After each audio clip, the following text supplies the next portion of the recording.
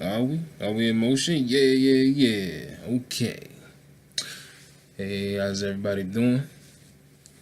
My name is SNS the Creative, and I just wanted to go over some minor things you need to start a recording studio. So, I know right now we're in a time where everything is do it yourself. It's hard to get to a studio, and there definitely is a lot of pay as you go options and things like that in order for you to get studios going, get studio packages. So that's what I'm gonna be talking about today. So as you can see here, I already have myself a little setup, And one of the biggest things you want to make sure is that you have a clean work area. You see some cords here and there. And I got some of my classics with me. You got Nas. You got Raekwon the Chef. And that's local love, somebody from off of the street went ahead and gave me that. So that's local love right there. Always support local artists. Now that we got our buddies out of the way, first you definitely gonna need you a CPU hardware unit, a laptop, desktop. I would probably prefer a desktop, but with laptop you can keep everything mobile. Make sure you can move from here to there, here to there. With a desktop, it's kind of hard to do that because you'll have to actually move the whole monitor, the computer screen itself, the keyboard, the mouse. You can, have interchangeably, but you want to deal with a laptop. And when it's definitely going more newer, keep them up to date. Always update your laptops. So, what I'm working with here is a Dell computer, 2017, and this right here is 3 ports for you to hook up your Midi to. You can hook up USB port to, so it's 3 USB ports to it. Excuse me, and you also have an HDMI port to it too. That's one good thing in case you want to maybe hook it up to a bigger screen. So you have a TV that you want to hook up, put up on the wall or something like that. When things get a little better, you get more advanced studio, you can hook the HDMI cord up to the TV. So what you see here is what you'll see up on the screen. So we have that covered. Besides the computer, you're gonna need a software.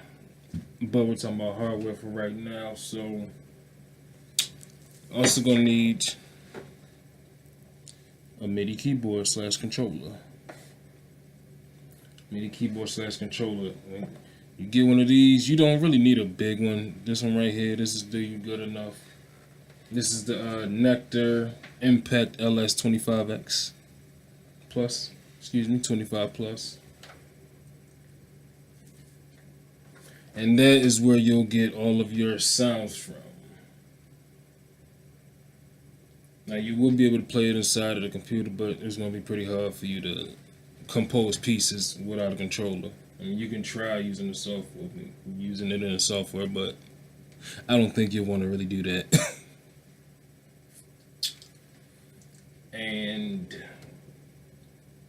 the next piece of hardware that you'll need are some studio monitors, studio speakers.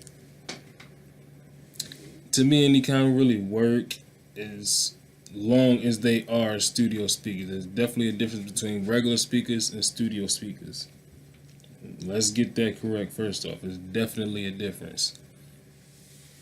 So regular speakers, you'll always see that you have one dome. You'll have one, subwoofer on it. You may have two, but for the most part you have one. It might be bigger than that. Another thing is, these will handle sound. Studio monitors will handle sounds way more effectively, efficiently, better than regular radio speakers or computer speakers that you could just hook up to your computer. This is how you'll get clear sound. That's definitely how you'll get a clear sound, and you'll be able to make it as if you were recording in a studio. Plus, it'll be able to handle the bass. Okay. So we've covered the MIDI keyboard. We covered the studio speakers, the monitors. Oh, just something extra to throw in it too. These little bad boys. Extra external memory. Excuse me. Extra external memory. You're gonna need some extra USB pieces, okay? So you can put your sound kits on these. You download sounds off the internet. You definitely need a couple of these. A tetrabyte is a good one if you have a tetrabyte. I would probably just get one, because that will hold a majority of your career as far as your sounds go. And you probably won't ever fill up a tetrabyte. But that's just my opinion. There might be some professionals out there in the world who definitely will fill it up, but it will take you quite a while. I would say well over 10 years for you to fill up a tetrabyte. But so that's covering that first part too. And I want to get into how you hook it up, but I might do that in the next video. So what else? And this is for you vocal recording. You also want to have an AudioBox. Right. Let me hook that. So what I have right here is the PreSonus AudioBox i2. There's 2 channels for you, 2 MIDI ports, or microphone port and a MIDI port. This right here, this will be able to support whatever instrument you're able to hook up to it, or that you want to hook up to it, whether it be a guitar, anything of that nature. The microphone, you can hook it up to the drum set, anything like that. And you have your knobs here, which will help you control the sounds to it. And I'm going to show you one thing real quick too.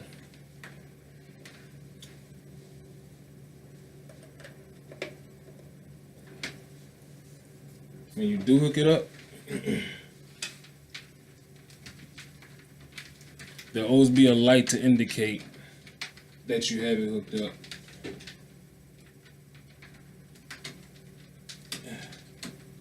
Give me a second. And in this case, you hear that sound? That means you got it right.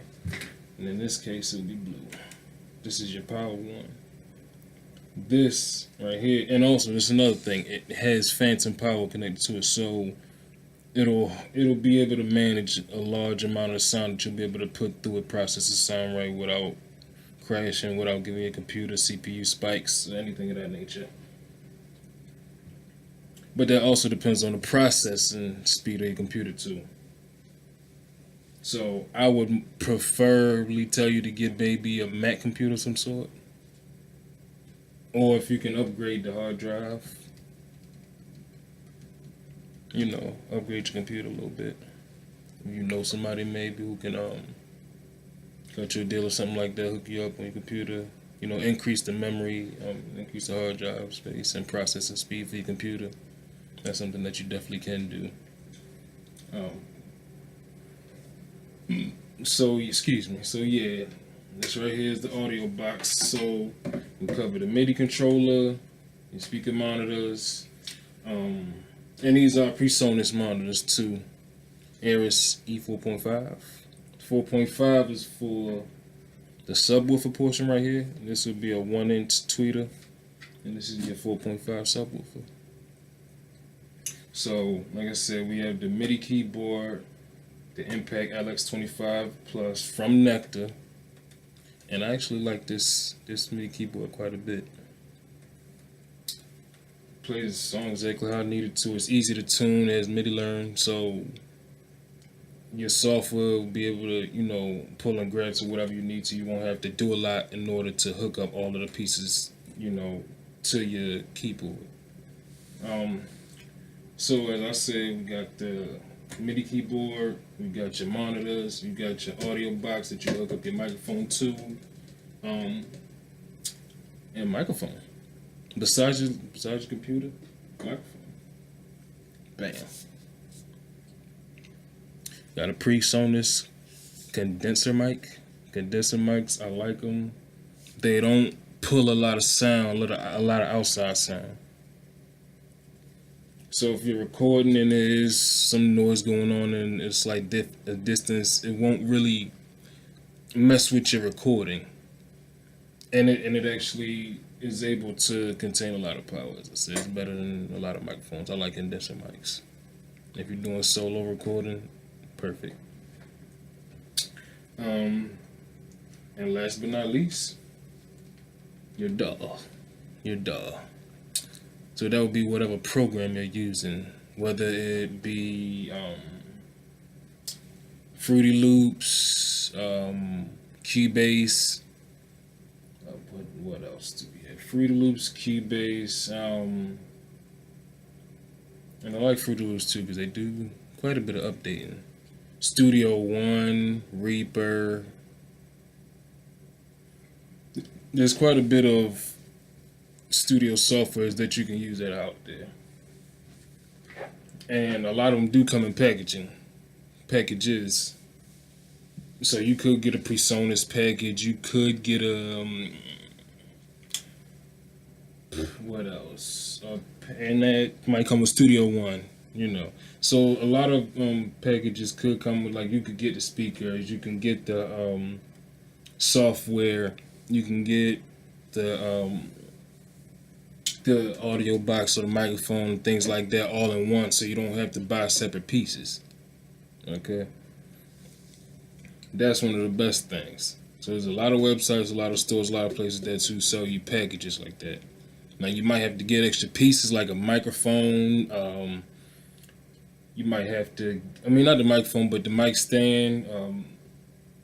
Extra plugins that you might want to use with your software, sound kits and things of that nature. Now a lot of software do come with a lot of plugins, but you'll have to, download that software. Obviously, it's not just going to come right on the computer. So we're dealing with that, excuse me, and keeping a clean workspace. As you can see, I got space right here. Of course, I got a little snack right here. Diploma in the background. Got to keep it a little professional. Clean space. The desk that slides in and out, so in case I do need it, it's right there at my disposal. So that's a good thing just to think about when you're fixing up your studio, and make sure you have space in between your monitors. You don't want your monitor squeezing real close because you will not get the sound exactly like you want it to. To you, it'll sound a certain way, but then when you actually play back, it won't be as good. You might put headphones in, it might not be as good. Okay. And besides that, making sure that the sound does travel. Bass definitely does travel. So let me see if I can give an example. Let me see. Because the bass from these speakers will definitely travel in a nice way. And that is why they come with foam padding, the speakers would. Or the monitors, whatever you have. Okay. Now let me show you that right now. See right here? These little paddings. Some people have a platform to hold the speaker on, so that way it doesn't, vibrate on the table as much, or whatever platform they have it on. Okay, so I'm gonna open up my software, and I'm just gonna go into something I was fooling with. Okay. All right. So this is just a prime example of how sound will travel. Especially if you have your bass turned up, if you like a lot of 808 sounds, a lot of deep sub-bass sounds. Your lower frequencies will definitely bounce items, change, anything like that you got on your table, it'll definitely bounce it around. Possibly on the walls too. So let me see. Let me put this back here. You know, I'm gonna keep that right there, just because that might be a good example too. You might hear that vibrate as well.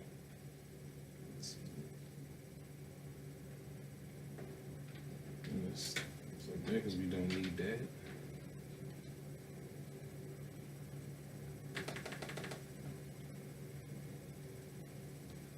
Now let's see. Is this the sub bass that I had?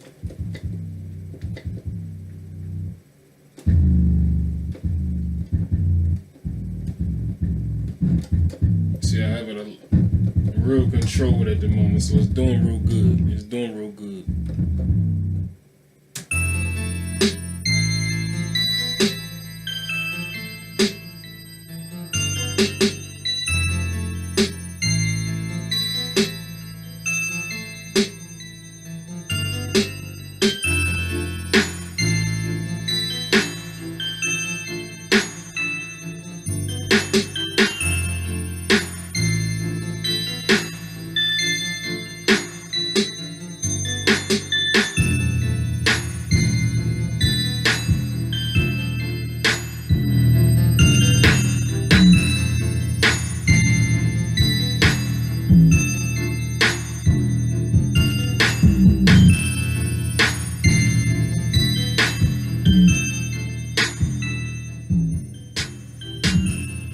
Well, I'm not gonna say that was the best example, but if you have chains jingling around, screws, nails, anything like that loose on the table, you definitely could get a lot of shaking. You definitely could get a lot of shaking, and that will distort the sound to you.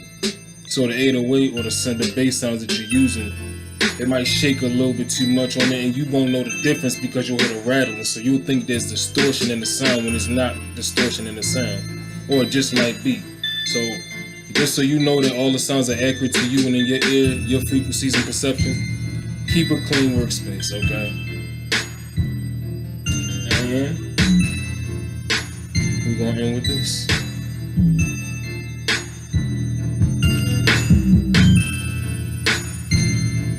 This is a loop I was working on, but that was for beginners.